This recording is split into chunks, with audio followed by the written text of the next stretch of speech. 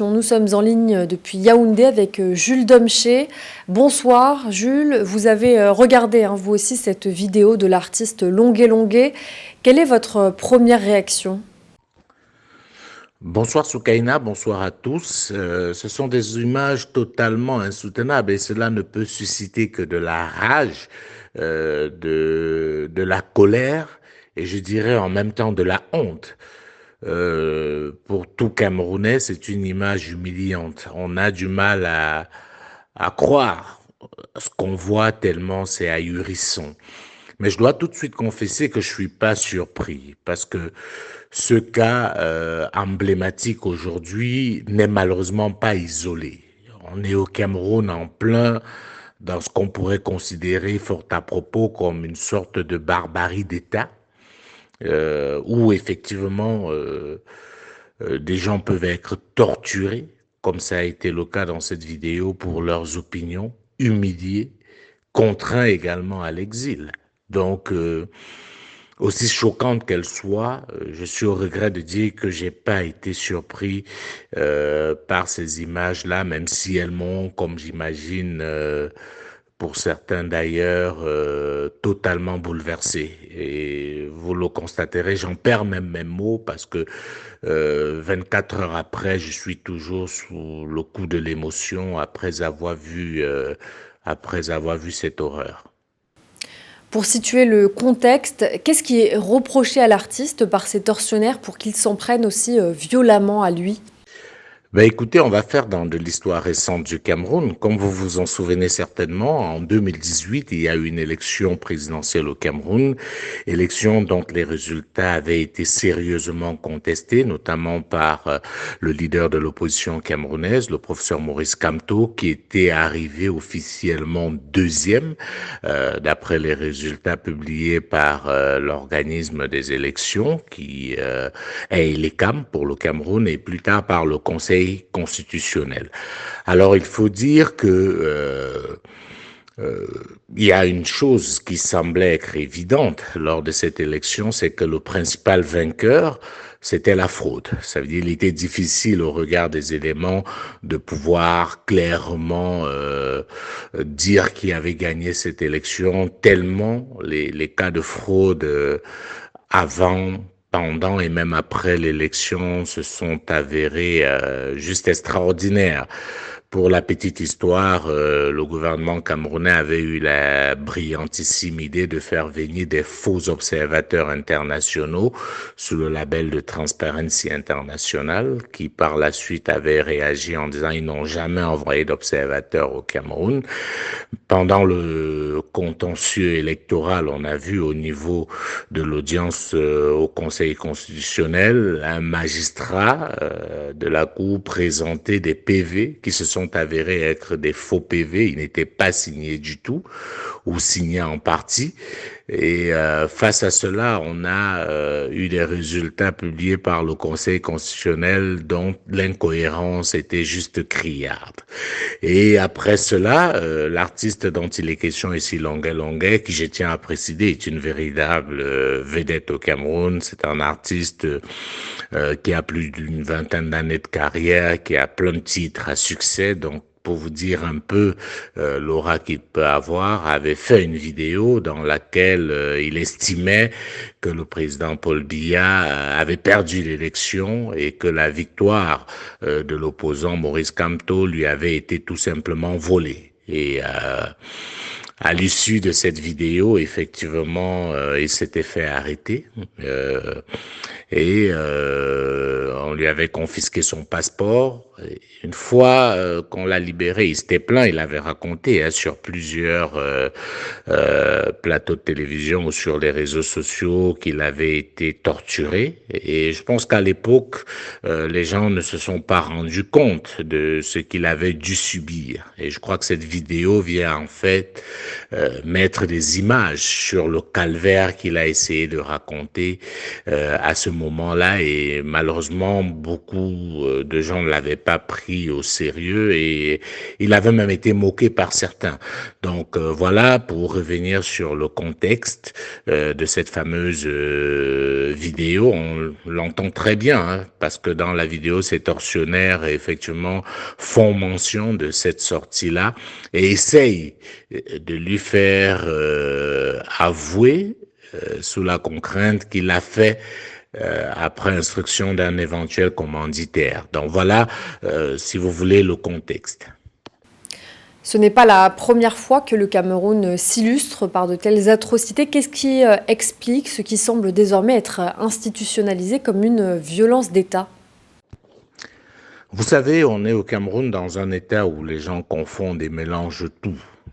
J'entends parfois des gens dire qu'on est dans un État de droit pour parler du Cameroun, mais j'aimerais juste rappeler qu'un État de droit n'est pas un État dans lequel on parle du droit, où on voit du droit, où on a des tribunaux, où on a des avocats et des magistrats. Un État de droit est un État qui est lui-même soumis au droit. Et quand vous voyez ce qui se passe au Cameroun, notamment à travers ces images, vous conclurez avec moi qu'on est très loin d'être dans un état de droit. Et comme vous l'avez si bien dit, ce cas, bien qu'emblématique aujourd'hui, n'est pas isolé. On a plusieurs éléments qui peuvent l'attester. D'ailleurs, les militants du mouvement pour la renaissance du Cameroun ont été torturés, et ça c'est documenté lors de leurs différentes interpellations. Aujourd'hui, au moment où on se parle, on a encore plusieurs militants du mouvement pour la renaissance du Cameroun qui sont emprisonnés juste pour leur opinion, à l'issue d'une véritable parodie de justice où des civils se sont retrouvés jugés par un tribunal militaire. Je ne sais pas si je devais parler de jugés parce que ce qui s'y est passé, c'est juste de la comédie pure et simple, où les dossiers sont totalement vides. On essaye effectivement de colmater des choses pour mettre des gens en prison. Vous avez le professeur Alain Foguet-Tedom, qui est un enseignant d'université qui se retrouve aujourd'hui emprisonné. Il a été condamné pour 7 ans de prison. Vous avez le porte-parole de Maurice Kamto, le jeune et très brillant Olivier Bibou-Nissak, qui est en prison aujourd'hui pour rien. 7 ans de sa vie gâchée juste parce qu'il a une opinion contraire au régime. Donc vous voyez très bien qu'on est là dans la manifestation d'un état de non-droit. Vous avez une maman qui est devenue célèbre au Cameroun, on lui a donné un petit nom, je préfère l'utiliser pour qu'on la reconnaisse facilement, Maman Pilon, qui avait également fait état du fait qu'elle avait été torturée lors de son incarcération. Et je veux dire, les exemples comme ça sont légion. Vous avez aujourd'hui certains militants politiques qui, du fait de leur torture, ont des sévices qu'ils porteront à vie, ont des stigmates qui porteront à vie. C'est vraiment quelque chose de grave et je pense que cette vidéo de Longuet Longuet n'est que la face visible de l'iceberg. Elle a aujourd'hui le mérite de mettre peut-être en lumière pour ceux qui faisaient semblant d'ignorer ou qui l'ignoraient vraiment la réalité de l'atrocité que peuvent subir les opposants au Cameroun ou ceux qui essayent d'avoir une opinion contraire. Et à titre personnel, est-ce que vous êtes vous-même, Jules Domché, est-ce que vous risquez aujourd'hui de vous faire arrêter au Cameroun en prenant de telles prises de position? La question de ma personne ne me semble pas être importante. Bien évidemment que j'ai peur, sinon je ne serais pas un être humain, mais à aucun moment la peur ne peut guider mes actions. Je pense que aujourd'hui, ce qui est le plus important à mes yeux, c'est quel Cameroun pour demain. C'est-à-dire que aujourd'hui, je pense à tous ceux-là qui ont vécu ce genre de situation en totale impunité. Je pense à tous ces victimes-là, à ceux qui sont encore aujourd'hui incarcérés. Pour moi, c'est davantage ça qui me préoccupe. Et je ne l'ai pas mentionné tout à l'heure. Quand on voit ces images de torture qu'a subi l'artiste Longuet Longuet, lui qui est connu, On ne peut pas imaginer ce que subissent ceux-là qui, entre guillemets, n'ont pas de nom. Quand on voit ces images, on ne peut s'empêcher de se rappeler de l'homme de médias Martinez Zogo, qui est mort après avoir été torturé de manière totalement inhumaine. Et de se dire que jusqu'aujourd'hui, la justice n'a pas fini avec cette affaire. Il y a certainement des suspects qui ont été interpellés et qui sont incarcérés, mais on n'a jamais eu le fin mot de cette histoire jusqu'à nos jours. Donc, je ne pense pas que ma situation personnelle soit un sujet important. Le ministre de la Défense a décidé d'ouvrir une enquête à la suite de la divulgation de cette vidéo. Selon vous, est-ce qu'on assistera à une réelle justice au terme de cette enquête ou bien cette annonce sert simplement à calmer les passions ? Pour qu'on puisse parler de justice, il faut qu'on soit dans un état de droit. Et comme je le disais plus haut, au Cameroun, on est dans tout sauf dans un état de droit. Donc je ne vous cache pas mon pessimisme. Je n'attends pas grand-chose de cette enquête. Je pense qu'on est davantage là dans un acte de communication. Le gouvernement camerounais ne pouvait pas rester impassible après l'atrocité de cette vidéo qui circule et qui, comme vous pouvez vous en douter, fait le buzz au-delà du Cameroun.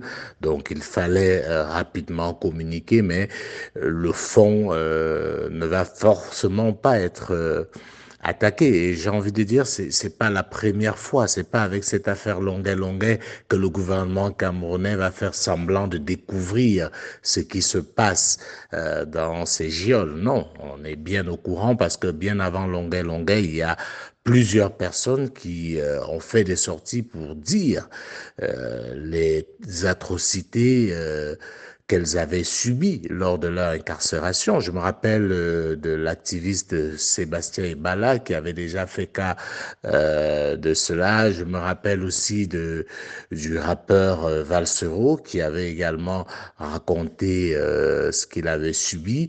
Et des cas comme ça sont assez nombreux pour illustrer ce qui se vit au quotidien par ceux qui ont une opinion contraire au Cameroun. Donc, s'il y avait une réelle volonté de mettre un terme à ce phénomène, il y a longtemps que le gouvernement camerounais aurait pu faire des enquêtes et aurait condamné les coupables, mais il n'y a pas de volonté. Donc, cette fois-ci, c'est juste le caractère ultra médiatique de cette vidéo qui oblige cette réaction officielle qui, comme je l'ai mentionné pour moi, n'est plus ni moins que de la communication.